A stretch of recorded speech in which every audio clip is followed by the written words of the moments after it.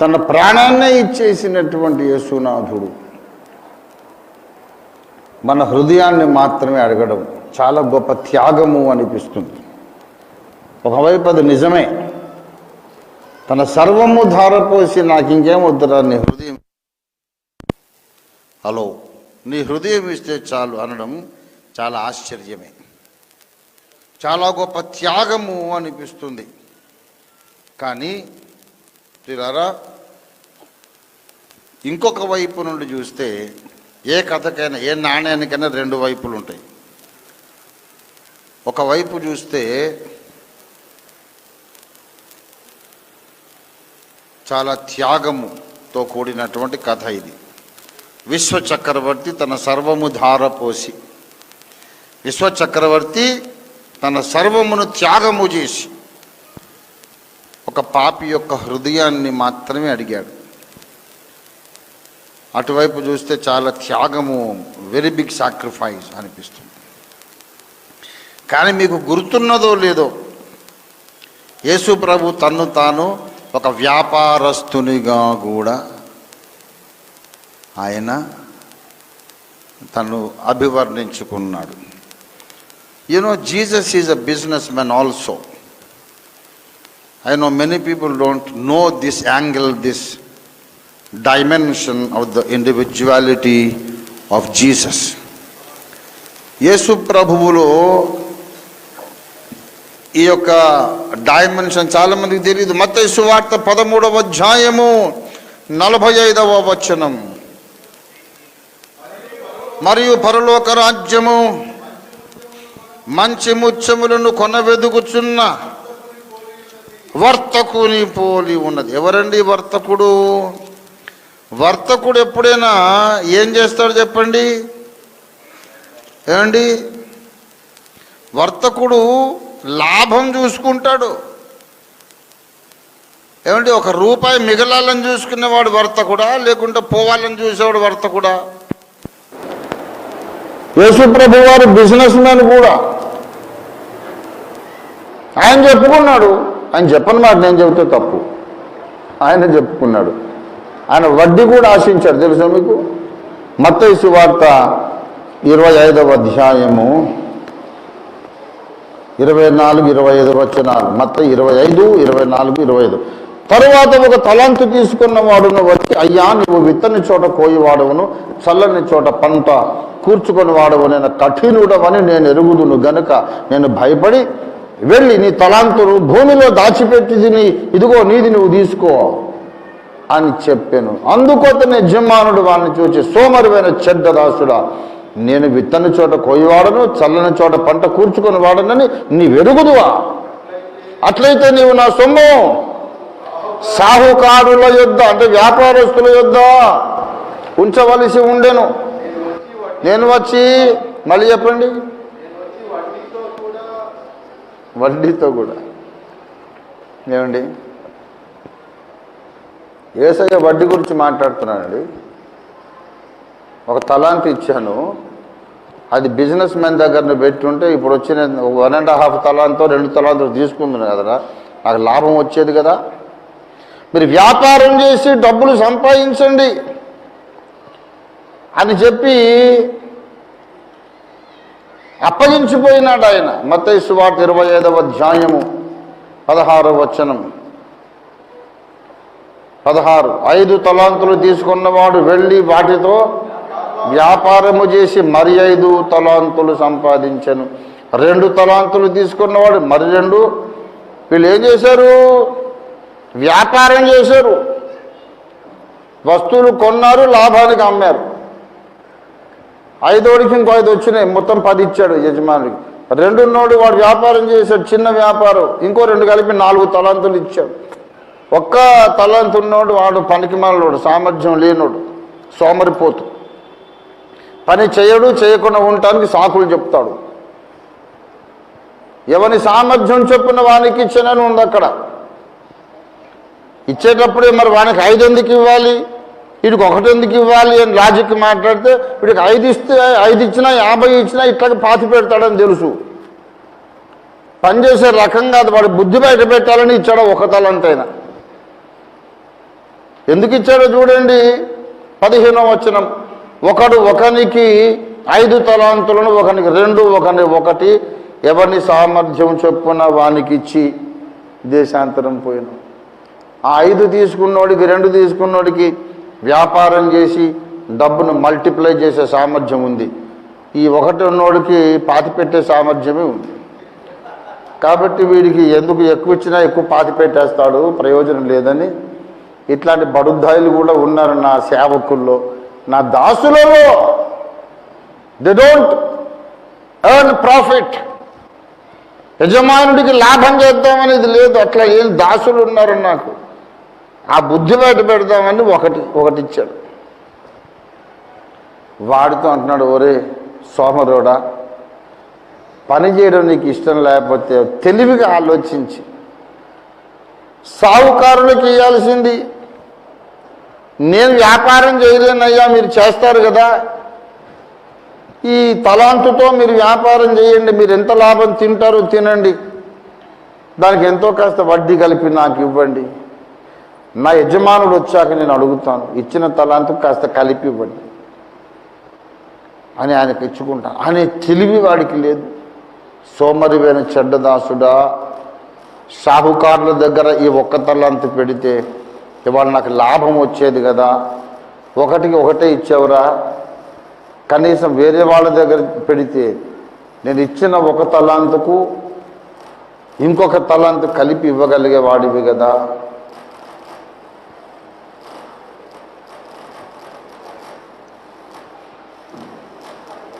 Short circuit అవుతుందో ఏమో. Hello hello hello, yeah, అవును అవును, అదే అర్థమైంది. అది తీసేస్తే బాగుంది. ఇప్పుడు 1 తలాంతే ఉంది, అది వాడుకుందాం.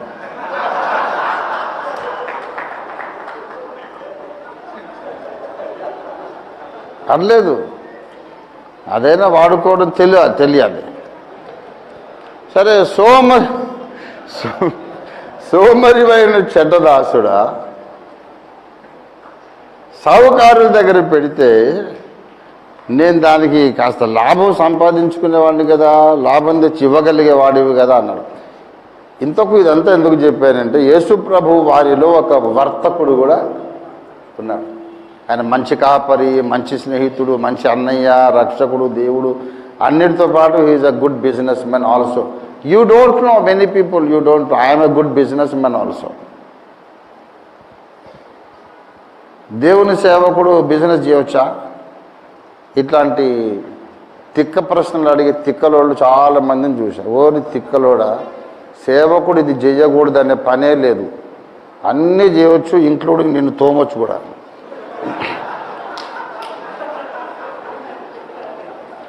సేవకుడు అంటే అతీతుడు. हम कुछ भी कर सकते हैं, हर चीज कर सकते हैं. అవసరమైతే 4 తగిలిస్తాం కూడా. మేము అన్నిటికీ తయారు, అన్నిటికీ లైసెన్స్డ్ అనమాట. ఒకడెవడు ఉంటాడు, వాడు హాలీవుడ్లో, వాడి పేరు లైసెన్స్డ్ కిల్. మాకు కిల్ ఒక్కటే లేదు లైసెన్స్, మిగిలినవన్నీ ఉన్నాయి.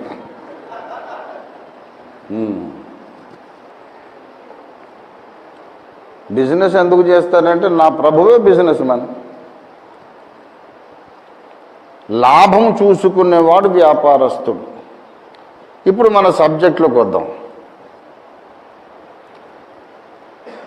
యేసుప్రభు వారు విశ్వచక్రవర్తి తన సింహాసనమును త్యాగం చేసి సర్వము ధారపోసి రిటర్న్లో ఏమడిగాడు? నీ హృదయం, నీ హృదయం మీరు బాబు చాలన్నాడు. అబ్బాయి ఎంత గొప్ప త్యాగం అనుకోకండి, అది చాలా తెలివైన లాభసాటి బేరం కూడా. Not only sacrifice, a most intelligent business deal. ఎందుకు తెలుసా?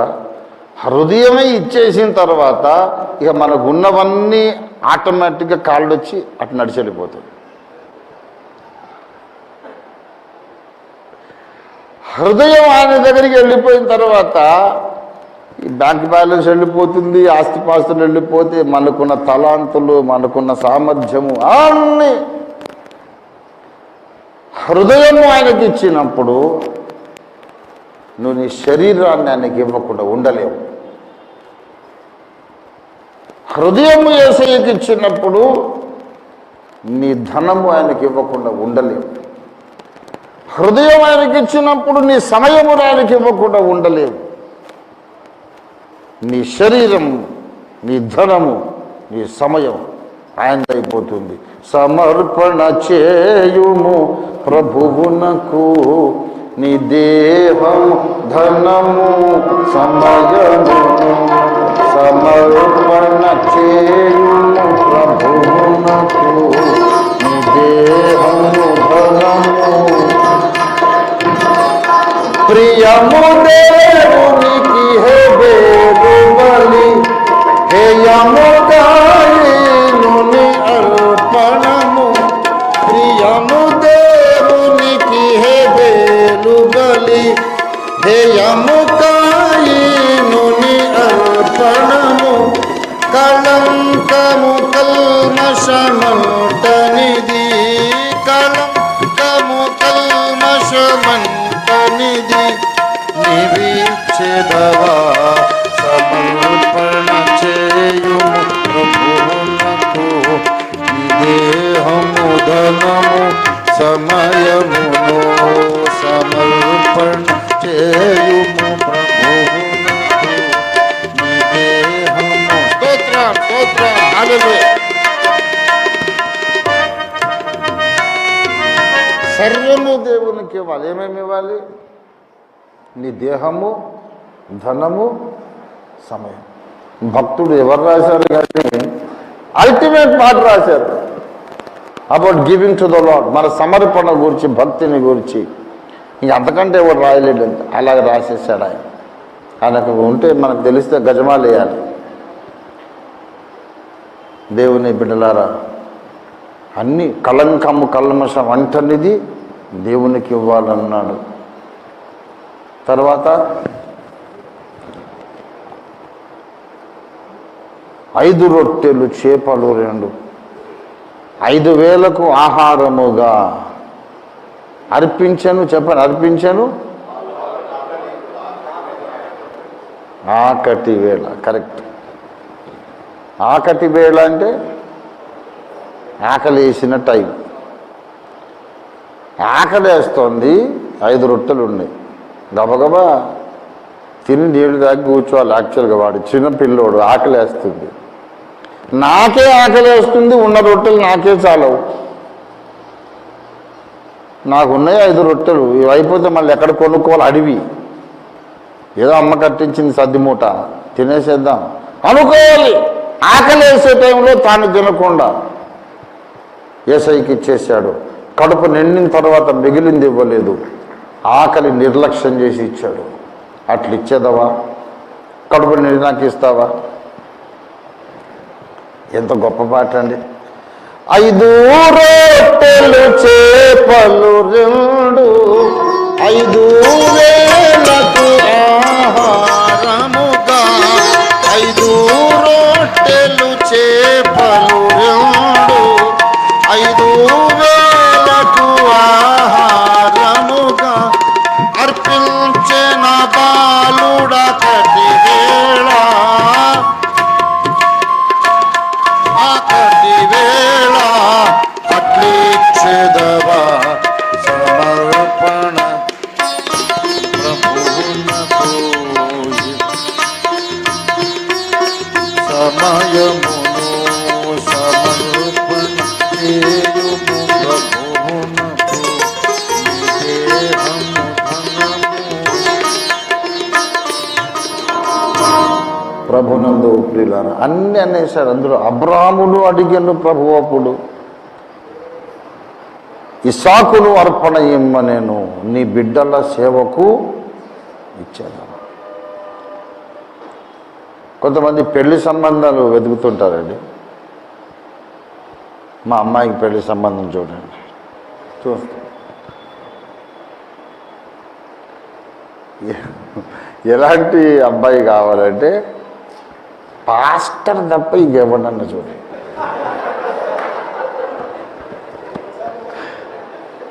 ఏమండి, మళ్ళీ వీడు ఒక చర్చి ఎల్డరు, కమిటీలో ప్రెసిడెంటు, సెక్రటరీ, ట్రెజరరు. ఏమండి, ఒక దైవ సేవకుడికి పిల్లని ఇవ్వాలంటే ఇష్టం ఉండదు. వాడికి ఏముందని ఇవ్వాలి, అడుక్కొని తినేవాడు. సిగ్గు లేదు. మళ్ళీ అడుక్కు తిన్నవాడి దగ్గర ఎందుకు నువ్వు ప్రార్థనలు చేయించుకుంటావు? నీ ఇంట్లో ఏ కర్మకాండైనా వీడే చేయాలి. సిగ్గు శరం లేదురా. గొప్పోడి దగ్గర పోయి ఏదన్నా చేయించుకోమని చాకరీ. మరి మేమెందుకు? నీకు వాక్యం చెప్పడానికి కావాలి, నీ రోగం వస్తే ప్రార్థన చేయడానికి కావాలా, నీ ఇంట్లో ఏమన్నా గొడవ ఉంటే సెటిల్ చేయడానికి రావాలా. మళ్ళీ అడుక్కున్నాడా? నా కూతురును ఒక దైవజనుడి చేతిలో పెట్టగలిగితే అది నాకు జీవిత ధన్యత అనుకున్నోడే కరెక్ట్ విశ్వాసి.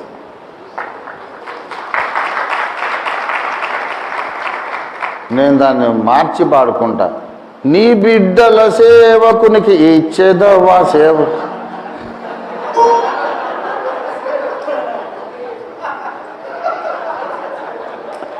సేవకుని ఇచ్చేదవా కాదు, సేవకునికి ఇచ్చేదవా. ఎవరు ఇంజనీర్ కావాలా, డాక్టర్ కావాలా? ఇప్పుడు నేను జగమెరిగిన బ్రాహ్మణ్ణి తొడగొట్టి నిలబడితే ఎదురు లేనటువంటి మొనగాండి అందరికీ తెలుసు. అది నా శత్రువులకు తెలుసు, మిత్రులకు తెలుసు. నా అంతటోడికే మా మామ మేనమామ పిల్లని ఇవ్వనన్నాడు, తెలుసా మీకు? ఇప్పుడు అందరు మా అత్తగారు మామగారు అందరూ పోయారు, అయిపోయింది అనుకోండి. ఇదంతా 40 ఏళ్ల కిందటి సంగతి. వాడు ఈసీఐలో జాబ్ చేస్తే పిల్లని ఇద్దాం అనుకున్నాను, ఇప్పుడు వదిలేశాడుగా. ఏం చూసి ఇవ్వాలి? వాడికే ఠికానా లేదు, నా కూతురు నేను పోషిస్తాడు అని. తర్వాత నా దగ్గరే అప్పు చేశాడు, నాకు ఇంక అప్పు తీరనే లేదు. మావయ్య కదా అని చెప్పి ఇచ్చాను. నేను ఇవ్వనండి, నా తత్వం మీకు తెలుసు కదా. నేనే సాయం చేశా, ఎక్కువ కాకపోతే చిన్న కొద్ది వేలు మేరకు తీసుకున్నాడు. పంచిది మామయ్య ఉన్నప్పుడు ఇవ్వమని అసలు ఇవ్వనేలే. మా తల్లి తోడు పుట్టినోడు ఏముంది, ఇప్పుడు దేవుడి దగ్గరికి వెళ్ళిపోయింది. అది పెద్ద విషయం కాదు. ఇంకా మామయ్య గారు బ్రతుకుండి సమాధానంగా ఉండి ఇంకెక్కువ ఇచ్చేవాడిని. నా తత్వం మీకు అందరికీ తెలుసు. కానీ ఆర్థిక అవసరాలకు నా దగ్గర అడుక్కుంటూనే నా బిడ్డను ఏం పెట్టి పోషిస్తావు అన్నాడు. నిన్ను పోషిస్తున్నట్టే పోషిస్తాను.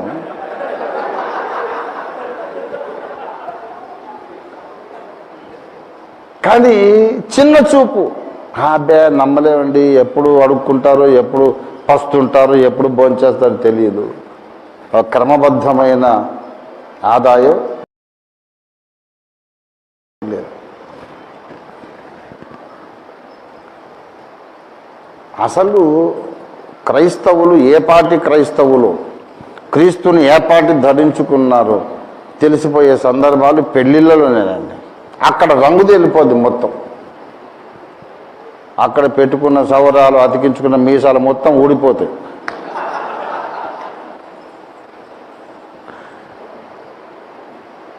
ఇలారా పెళ్ళి రాగానే ఎవడెవడికి కులపిచ్చున్నదో తెలిసిపోతుంది. మా అమ్మాయి పెళ్లి చేద్దాం అనుకుంటున్నానండి, మా కులం వండి చూడండి అంటారు. మళ్ళీ పెద్ద ప్రసంగికులండి వీళ్ళు. మరి కొంతమంది మా అమ్మాయికి పెళ్లి చేద్దాం అనుకుంటున్నాను, బాగా ఆస్తిపరుడిని చూడండి. మా అబ్బాయికి పెళ్లి చేద్దాం అనుకుంటున్నాను, కాస్త కట్నం కనుక వచ్చేటట్టు చూడండి పాస్టర్ గారు. అందులో మీకు కూడా దర్శనం బాగా ఇస్తారు. మళ్ళీ అదొకటి ఈ రోజుల్లో డీల్ మాట్లాడుకుంటున్నారు. 10 లక్షల కట్నం వచ్చే సంబంధం నేను తెచ్చాను మీ అబ్బాయికి, దర్శనం బాగా మీరా అట్లా. అందులో మళ్ళీ అలాంటి పాస్టర్లు కూడా ఉన్నారు. ప్రాక్టికల్గా కట్నం వచ్చేటట్టు మాట్లాడి దర్శనం బాగా పడుకుంటున్నారు. పిల్లారా, ఎంతసేపటికి డబ్బు వస్తుందా, మా కులమేనా అన్నీ చూస్తారు. కానీ ప్రార్థనా పరుల్ని చూడండి, ప్రార్థించే అమ్మాయిని చూడండి అనేవాళ్ళు చాలా తక్కువ. కొంతమంది పై మెరుగులు పై చూపులకు అలా కనబడతారు భక్తిగా. ఏమండి మంచి ప్రార్థనా పరురాలను అమ్మాయిని చూడండి, ఎర్రగా ఉండాలి, బుర్రగా ఉండాలి, తెల్లగా ఉండాలి, చదువుకోవాలి, అన్నీ ఉండాలి, ప్రార్థన చేయాలి, అన్నీ ఉన్న తర్వాత మాకు అమ్మాయి నచ్చలేదులే, మళ్ళీ నచ్చలేదులే అన్నారు. భక్తి ముసుగు కదా, ప్రభు చిత్తం కాదనిపిస్తుందండి. మాకు దేవుడు నడిపించట్లేదండి. నేను కొంతమందిని టెస్ట్ చేసి చూశాను. మైండ్ గేమ్ నేను ఆడితే నాకంటే ఎక్కువ కూడా ఆడలేడు. వాళ్ళకు ఒక అపరిచితుల చేత ఫోన్ చేయించాడు. ఏమండి చాలా లక్కీ అండి, మీ ఇంటికి మీ అబ్బాయికి సంబంధం వచ్చిందట. అవునులేండి, వద్దనుకుంటున్నాం అండి, మాకేమో నచ్చలేదండి. అవునా, ఆ అమ్మాయి మీద 3 కోట్ల ఆస్తి ఉండండి, ఆ అమ్మాయి పేరు మీద. మీరేదో బాగుపడిపోతున్నారు అనుకుంటున్నాను నేను. వద్దనేసారా? ఏంటి 3 కోట్ల ఆస్తి? ఆ పెళ్ళిళ్ళ పేరే చెప్పలేదు మరి అంటే వాళ్ళు చెప్పొద్దు అనేసారులేండి. అలాగా, ఎంత మేలు చేశారండి ఈ విషయం మాకు చెప్పి. తెల్లవారక ముందే పాస్టర్ గారికి ఫోన్ చేసి, పాస్టర్ గారు రాత్రి దేవుడు మాతో బలంగా మాట్లాడేసాడండి, ఆ అమ్మాయినే చేసుకో, ఇస్సాకుకు రిబ్కాలా, ఇది నా చిత్తమని ప్రభు మాట్లాడేసాడు. చక్కగా పెళ్లి చేసేసుకున్నారు. తర్వాత చూస్తే వాళ్ళకు 3 లక్షల అప్పు ఉంది, 3 కోట్ల ఆస్తి లేదు. బాగా నీకు ఇలాగ్గా కర్రు కాల్చి వాత పెట్టినట్టు. నీకు ముందేమో తెల్లగా ఉండాలా, అన్ని చదవాలి, బీటెక్ చదవాలంటావు, ప్రార్థనా పరురాలు అంటావు, అన్నీ ఉన్నదాన్ని చూపెడితేమో నచ్చలేదంట. ఎందుకు? కట్నం లేదని. 3 కోట్ల ఆస్తి నాకు కట్నం గిట్నం ఎందుకు బావగారు, మన దేవుని బిడ్డను కట్నం వద్దు. ఎందుకు? మనసులో 3 కోట్లు ఉంది. ఆ పిల్ల ఏకైక సంతానం, ఆస్తి అంతా ఇవిడికే వచ్చి ఈమె అనుభవిస్తుంది. నా కొడుకుదే, నా కోడలదే. కట్నం ఎందుకండి? వాళ్ళు అప్పటికప్పుడు చాలా త్యాగధనుడు, త్యాగమూర్తి అయిపోయి పెళ్లి చేసేసుకున్నాడు. బావగారు అసలు సంగతి చెప్పలేదు ఏంటంటే, మీరు మహాఘటికులండి, చాలా లోగుట్టు మనిషి అండి, మీకు ఇంత ఆస్తి ఉందట మాకు చెప్పలేదండి. ఏంటి బావగారు ఆస్తి ఏంటండి? 3 కోట్లు ఉందటగా పలానా అని చెప్పారు. అబ్బే ఎవరు చెప్పారు? మాకు 3 లక్షల అప్పు ఉందండి. అప్పు? మరి దేవుడు అలా బలంగా మాట్లాడేసే.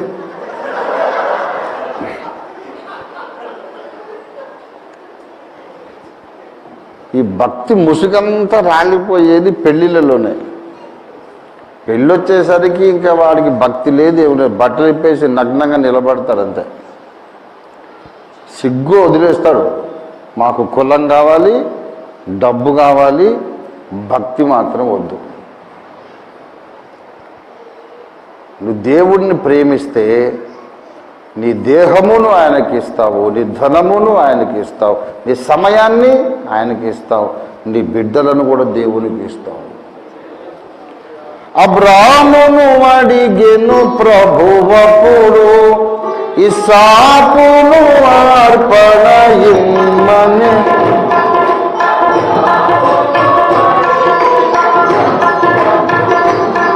ఇస్సాకును అర్పణ ఇమ్మనెను, నీ బిడ్డల సేవకు నిచ్చెదవా, నీ బిడ్డల పాత్రకు నిచ్చెదవా, నిచ్చెదవా,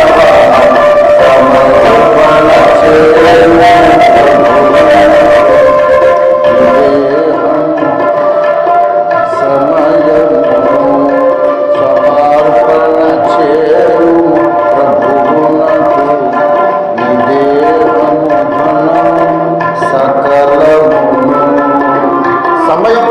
సకలమును అని పెడదాం.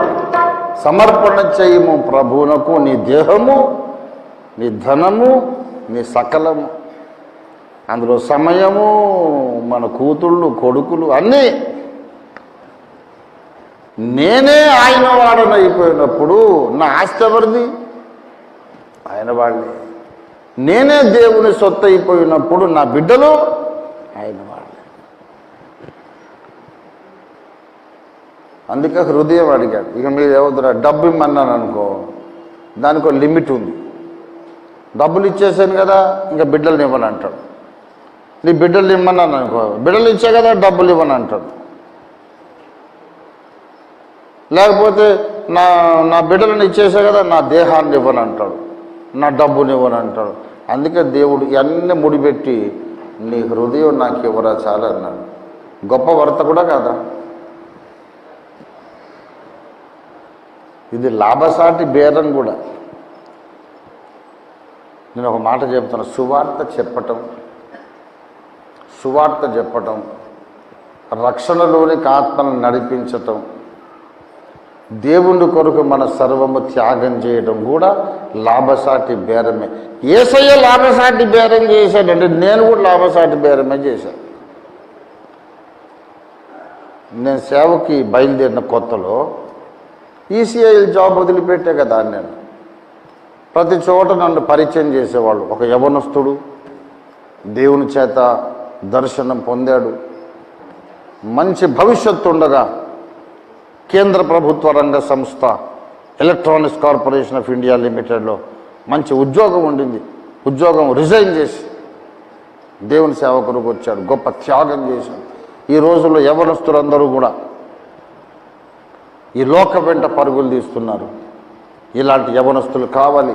ఓఫీర్ బాబు అనే ఒక ఆయన ఉన్నాడు, ఆయన సర్వాన్ని త్యాగం చేశాడు, గొప్ప సాక్రిఫైస్ అని చెప్తా ఉండేవాడు. ఒకసారి విన్నా, రెండోసారి విన్నా, మూడోసారి విన్నా, వింటుండగా లోపల అసహనం పెరిగిపోతావు. రామ్నగర్లో జరిగింది విషయం. రామ్నగర్ అనేది పేరుకు రామ్నగర్, కానీ అక్కడంతా క్రిస్టియన్ పాపులేషన్ ఎక్కువ. పేరుకి అది రామ్నగర్, నిజానికి అది క్రీస్తు నగర్. అది అన్ని సంఘాలు, లోకంలో ఉండే డినామినేషన్లు మొత్తం అక్కడ ఉంటాయి. సో నా సేవారంభంలో నన్ను ఎక్కువ పిలిచేవాళ్ళు అక్కడ. బాప్టిస్టు, సిఎస్ఐ, తర్వాత లూథరన్ అన్నీ ఉన్నాయి అక్కడ. పెంతెకోస్తు, బ్రదర్ అని, హెబ్రోన్, ఇండిపెండెంట్ అన్నీ ఉన్నాయి. నన్ను ఎక్కువ పరిచయం చేసేవాళ్ళు. ఓఫీర్ గారని ఒక యువ దైవజనుడు గొప్ప సాక్రిఫైస్ చేశారు, గొప్ప త్యాగం చేశారు. ఒకసారి, రెండుసార్లు, మూడుసార్లు ఓర్చుకున్నా, 10వ సారి కసురుకున్నా. ఆపండి బ్రదర్, ఇంకెప్పుడు అలా నన్ను పరిచయం చేయకండి. నేను త్యాగం చేయడం ఏంటండి? నేను తిక్కలో అనుకున్నారు మీరు? నేను త్యాగం చేయడం ఏంటి? నేను త్యాగం చేయలేదు, లాభసాటి బేరం చేసుకున్నాను నేను. అదేంటి బ్రదర్ అలా మాట్లాడుతున్నాను? దేవుడి సేవకుడు అంత గొప్ప ఉద్యోగం వదిలేరు, త్యాగం కాదా అన్నా. అంటే దేవుని సేవ కొరకు గొప్ప ఉద్యోగం వదిలేశానట. అంటే ఇది చాలా పనికిమాలిన పని అన్నమాట. గొప్ప పని కొరకు ఈ లోక సంబంధమైన దాన్ని వదులుకున్నాడని చెప్తావా? లేకుంటే గొప్ప ఉద్యోగాన్ని వదులుకొని పనికిమాలిన పని చేస్తున్నాను చెప్తావు నువ్వు? ఏం సేవకులయ్యా మీరు? ఏం నేర్చుకున్నారు? అప్పుడు ఇంకా స్పీడ్ ఎక్కువ, బాగా ఉతికి పారేశారు.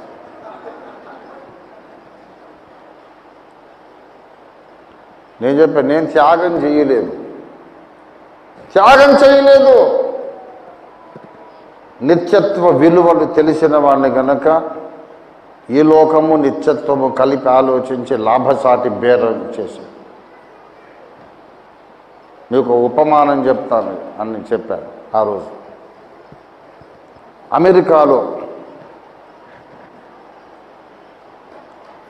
నాకొక 10 అంతస్తుల భవనం ఉన్నది. 100 గదులు, ఎకరాల్లో కట్టబడ్డ భవనం ఉండదు అనుకో. ఇండియాకు వచ్చి ఒక పల్లెటూరు, ఎక్కడో రిమోట్ ఏరియాలో, పల్లెటూరులో చిన్న పూరి గుడిసెలో ఉన్న దగ్గరికి పోయి,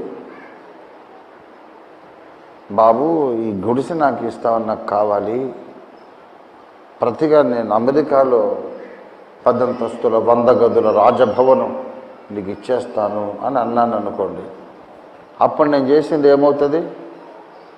త్యాగం. అవునా? వదులుకున్నదేమో రాజభవనం, పొందుకున్నది పూరి గుడిసె. ఇప్పుడు ఈ పూరి గుడిసెలో ఉన్నాడు, నా పూరి గుడిసె నీకు ఇచ్చేస్తానయ్యా, ఆ రాజభవనం నాకు ఇమ్మని అడిగితే అది త్యాగమా, లాభసాటి బేరమా? ఈ గుడిసెలో ఉన్నోనికి లాభమైందా నష్టమైందా? పోయిందేమో పూరి గుడిసె, వచ్చిందేమో రాజభవనం. నేను చేసింది అదే. వదులుకున్నది ఒక 30 ఏళ్ళు ఉండే ఉద్యోగం, సంపాదించుకున్నది యుగయుగాల సింహాసనం. దేవుడి స్తోత్రం కలుగుతుంది. రంజితోఫీలు అంటే పిచ్చోడు కాదు, మీరందరూ పిచ్చోళ్ళు కాబట్టి ఆ పనికిమాల పనులు చేస్తున్నారు. మీరు పిచ్చోళ్ళు కాబట్టి పూరి గుడిసె పట్టుకొని వెళ్ళాడుతున్నారు. మీకుంది పూరి గుడిసె, నాకుంది పూరి గుడిసె. ఉద్యోగం వదిలే పెద్ద గొప్ప సంగతి ఏంటయ్యా బాబు?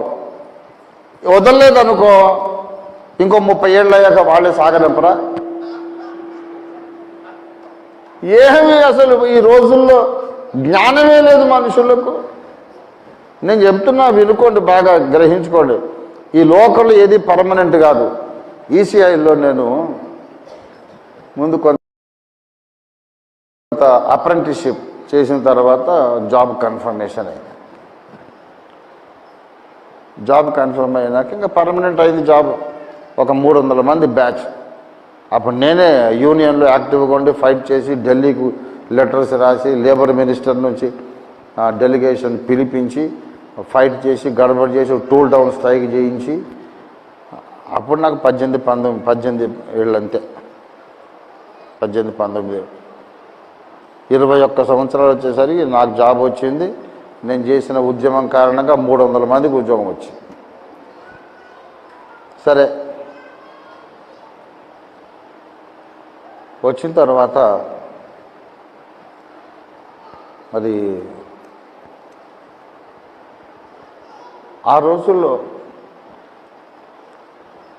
ఉద్యోగం వచ్చిన తర్వాత 21 సంవత్సరాలకు ఉద్యోగం వచ్చిన తర్వాత దేవుడు నన్ను సేవకు పిలిచాడు. సేవకు పిలిచినప్పుడు నేనేమనుకున్నానంటే, దేవుడు నాతో చాలా స్పష్టంగా మాట్లాడాలి అని 1 సంవత్సర కాలము నేను లేట్ చేశాను. దేవుడు పిలుస్తూనే ఉన్నాడు, ప్రేరేపణలు వస్తున్నాయి, ఎవరెవరు చెప్తున్నారు, బాబు నుండి సేవకు వాడుకుంటాడు అంటున్నారు చాలామంది, కానీ డైరెక్ట్గా ప్రభువు మాట్లాడాలి. అప్పటిదాకా మనం వచ్చేది లేదంతే అని మొండికేశా. అలా 1 సంవత్సరం గడిచింది. ఆ రోజుల్లో శుభవార్త అని ఒక కరపత్రం వేయించి పంచిపెట్టాను. పిలుపు కోసం ఎదురు చూస్తున్నాను. ఆ రోజుల్లో ఉద్యోగం అయితే వచ్చింది. వచ్చినాక క్యాంటీన్లో ఎవడో ఒక ఫ్రెండ్ కలిసి అన్నాడు, రంజిత్ గారు, రంజిత్ అనే పిలిచేవాళ్ళు అప్పట్లో, రంజిత్ గారు మీ జాబ్ పర్మనెంట్ అయిందంట కదా అంటే, కాలేదండి అని చెప్పాను. కాలేదు, 300 మందికి పర్మనెంట్ చేశారండి, మీకు ఎందుకు పర్మనెంట్ అవ్వలేదు? మీరు ఫైట్ చేయాలి, మీరు యూనియన్ అప్రోచ్ అవ్వండి. యూనియన్ వాడు నేనే, నాకంటే పెద్ద యూనియన్ ఎవడు లేడు, నేనే 1 మ్యాన్ ఆర్మీ. ఒక్కడనే ఉత్తరాలు రాసి సెంట్రల్ గవర్నమెంట్ నుంచి డెలిగేషన్ పిలిపించారు. మేనేజ్మెంట్ వణికిపోయింది. ఈడొక అమాయకుడు, నాకు జాబ్ లేదని ఒకటి నేను ఆశ్రయించాలంట. మనకు రానప్పుడు ఏం చేస్తాంలేండి, పర్మనెంట్ అవ్వలేదండి నాకు. ఇంకా వీడిపోయి చాలామందికి చెప్పాడు, రంజిత్కి పర్మనెంట్ అవ్వలేదంట. ప్రతి ఒక్కడు వచ్చారని అడగడం, జాబ్ పర్మనెంట్ అయింది, అవ్వలేదండి, మీకు అయిందా పర్మనెంట్? నాకు పర్మనెంట్ అయిందండి. అవునా, అదృష్టవంతులండి, నాకు పర్మనెంట్ అవ్వలేదండి అని చెప్తా ఉన్నాను. కొన్ని 100 మందికి ఇదే మాట చెప్పా. తర్వాత ఎవరికో తెలిసిపోయింది, అసలు రంజితే ఈ ఉద్యమం లేవదీసి 300 మందికి ఉద్యోగాలు ఇప్పించాడు, ఆయనకు వచ్చేసింది. పే తీసుకునే దగ్గర, శాలరీ తీసుకునే దగ్గర క్యూలో ఉన్నా. అదేంటండి మరి పర్మనెంట్ అవ్వలేదన్నారు? అవ్వలేదండి, మీకైందా పర్మనెంట్? అదేంటండి మీరు ఇంత అందరినీ మోసం చేస్తున్నారంటే, మీరందరూ ఇట్టండి అని చెప్పి ఆ 300 మంది నా దగ్గర పిలిచారు.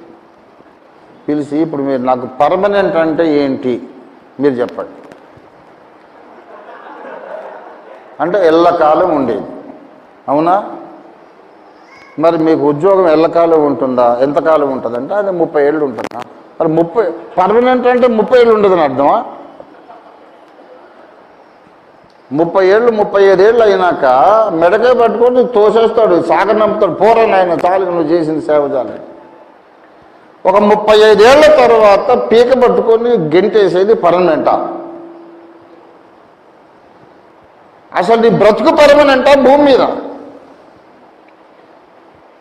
రేపు ఈ పాటుకుంటామని నీకు గ్యారంటీ ఉందా? రేపు ఈ టైంకు బ్రతుకుంటానని ఎవరికి గ్యారంటీ లేదు. నీ బ్రతుకే పర్మనెంట్ కాదు, నీ ఉద్యోగం పర్మనెంటా? ఎవడైనా మీకు చెప్పింది చదువు, మరి నన్ను అడుగుతారు పర్మనెంట్ అయిందండి. మనిషే ఈ భూమి మీద పర్మనెంట్ కాదు, మనిషి సంపాదించేది ఏది పర్మనెంట్ కాదు, మనకి ఉద్యోగం కూడా అసలు పర్మనెంట్ కాదు. మనకు రిటైర్మెంట్ ఉంటుంది, సాగనంపే టైం ఉంటుంది. Nothing is permanent. అయ్యే బాబోయ్, మీరు రాఘవేంద్ర స్వామిని మించిపోయారండి. ఏం వేదాంతం చెప్పారు సార్ మీరు? రాఘవేంద్ర స్వామి కాదు, ఇది ఓఫీరేంద్ర స్వామి.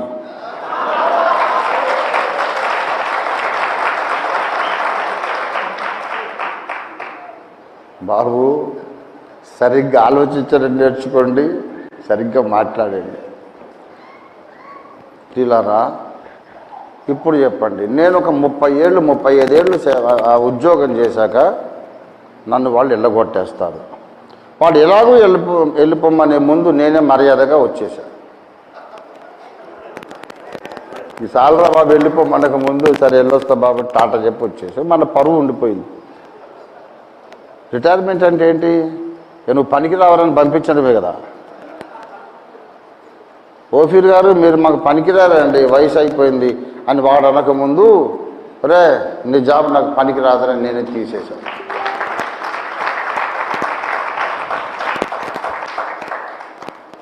తలకిందులుగా ఆలోచిస్తోంది లోకం, కరెక్ట్గా ఆలోచిస్తే ఇలాగుంటాం.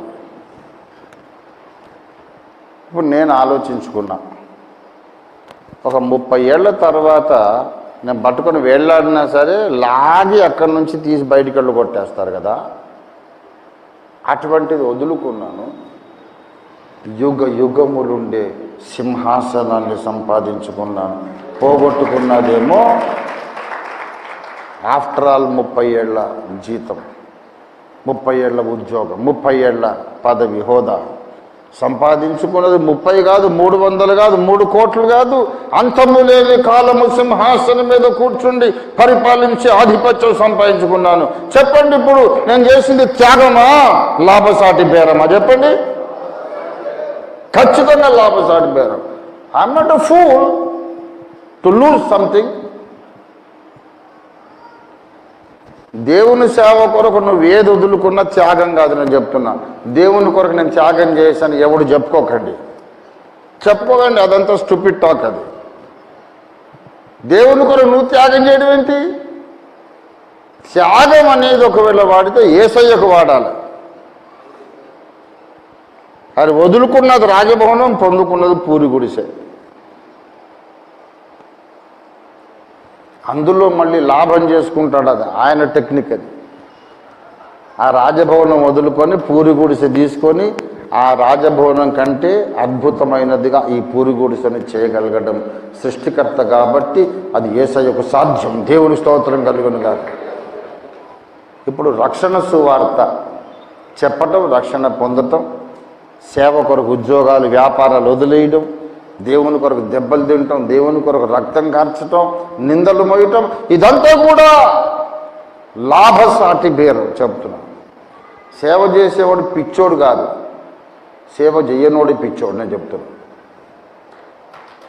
దేవుని కొరకు నిందలు మోయటం కూడా లాభసాటి. యేసు ప్రభు చెప్పాడు మత్తయి సువార్త 5:11లో ఏం చెప్పాడు? నా నిమిత్తము జనులు మిమ్మును నిందించి హింసించి అబద్ధంగా చెడ్డ మాటలెల్లా పలుకున్నప్పుడు మీరు ధన్యులు,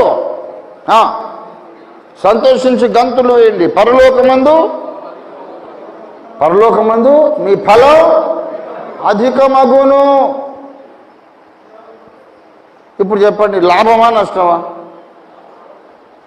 ఈ లోకంలో మిమ్మల్ని ఎవడైనా అన్యాయంగా దూషించి, నిందించి, హింసించి, చెడ్డ మాటలు పలికితే అక్కడ మీ ఫలము ఉన్నంత కంటే మల్టిప్లై అవుతూ ఉంటుందన్నమాట. అక్కడ నీకు 100 కోట్లు ఆస్తుంది అనుకో, ఎవడన్నా వచ్చి నిన్ను లాగి చంప మీద కొడితే అది 150 కోట్లు అవుతుంది. బాగా చెడామంటే తిట్టలేనుకో 200 కోట్లు అవుతుంది. ఇప్పుడు మనము దేవుని కొరకు శ్రమ పడడము లాభమా త్యాగమా? ఇది ఎప్పుడు త్యాగం చేయట్లండి. అట్లాంటి కబుర్లు చెప్పకండి. మీరేం తెలివి తక్కువలు కాదు, నేనేం తెలివి తక్కువని కాదు. కొద్ది కాలము కష్టపడదాం, నిత్యత్వం అంతా సుఖపడదామని మనం చేసుకున్న బేరమే దేవుడి సేవకు రావడం. దేవుడి స్తోత్రం కలిగిన గాక. హల్లెలూయా, హల్లెలూయా. దేవుడికి స్తోత్రం కలిగిన గాక.